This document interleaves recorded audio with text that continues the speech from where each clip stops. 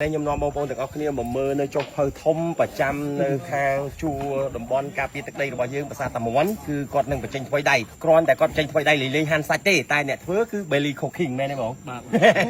បងយ៉ាងណាដែរថ្ងៃនេះធ្វើម្ហូបអីគេបងហាន់សាច់ធ្វើម្ហូបអីគេបងបងគឺថាគឺលោកសាច់គោអូលោកលាក់សាច់គោបងប្អូនទាំងអស់គ្នាថ្ងៃនេះខ្ញុំបានមកមួយនឹង belly cooking គឺមកធ្វើម្ហូបជូនបងកងកម្លាំងនៅមួយជួរខាងបាទប្រាសាទតាមាន់នៅទឹកដីខាងឧត្តរមានជ័យអញ្ចឹងនាំអារម្មណ៍បងប្អូនឲ្យឃើញថាបងកងកម្លាំងមិនត្រឹមតែប៉កែនៅការពារទឹកដីទេសូម្បីតែម្ហូបក៏គាត់ចេះធ្វើដែរក៏ប៉ុន្តែការធ្វើនេះគាត់គ្រាន់តែហាន់សាច់ទេអ្នកដែលឆាគឺ belly cooking បាទ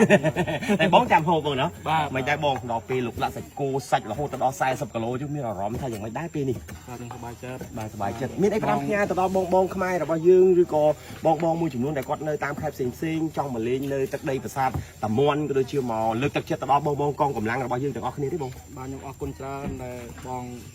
ឧបត្ថម្ភជាមហូបជាអាហារមកក៏ខ្ញុំ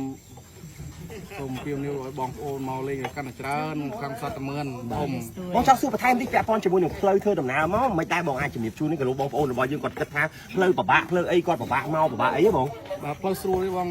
ក្នុងកស៊ូសុតមកណោះបាទមកពីខាងប៉ោយប៉ែតក៏ត្រូវមកពីខាងសៀមរាបក៏ត្រូវថ្នល់ភ្លឺរលោងស្រួលតែម្ដងអត់មានអាលាក់អត់មានអីទេបងណាអញ្ចឹងអរគុណបងប្អូនទាំងអស់គ្នាកុំភ្លេចណាមកលេងប្រាសាទតាមាន់ទាំងអស់គ្នាក៏ដូចជាប្រាសាទផ្សេងនៅជួរព្រំដែនរបស់យើងដើម្បីលើកទឹកចិត្តទៅដល់បងកងកម្លាំងដែលគាត់ឈរតាមបន្ទាត់ព្រំដែនការពារនៅទឹកដីខ្មែររបស់យើងអញ្ចឹងចាំមើលវីដេអូនៅเพจផ្លូវការរបស់ខ្ញុំពិសេសខ្លាំងត្រង់ដែលយើងធ្វើម្ហូបចែកជូនទៅដល់បងហើយនឹងស្នាមញញឹមក្នុងនាមយើងខ្មែរទាំងអស់គ្នាសម្រាប់បងប្អូនទាំងអស់គ្នាដែលមានបញ្ហាសក់ប្រេងសក់ស្ដើងសក់ឆេះសក់បាយចុងកុំភ្លេចប្រើប្រាស់ជាមួយនឹងសាប៊ូកសក់ UVE ដបពណ៌ខ្មៅសម្រាប់អ្នកសក់ប្រេងដបពណ៌បៃតងសម្រាប់អ្នកសក់ស្ងួតប្រើប្រាស់ជាមួយនឹងស្ប្រេបាញ់សក់ UVE ដើម្បីបណ្ដុះគុណសក់ប្រើជាឈុតជាមួយនឹងសាប៊ូកសក់ UVE ធានាថាគុណភាពជាទីគាប់ចិត្ត